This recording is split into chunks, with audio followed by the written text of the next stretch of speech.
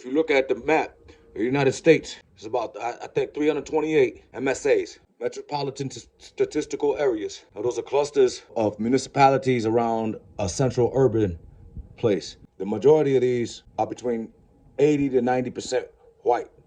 And in those places, look across the map, it was 80 to 90% in favor of Trump. Now, these are the places where they have maybe 10 to 15 or less black people in the whole fucking town.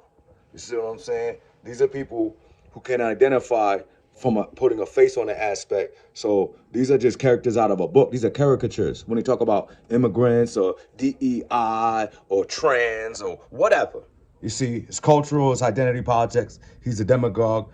But what I'm saying, I'm gonna bring it back to two things real quick. I knew this chick who was black but grew up in one of those scenarios where she was one of the few blacks. And I remember her telling me one time that her idea of how to thwart racism was to be excellent.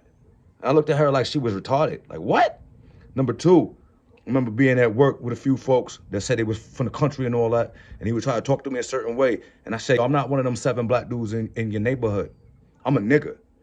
I don't give a fuck what you talking about. You can't talk to me like that. You ain't smarter than me, you're not better than me, you're not tougher than me.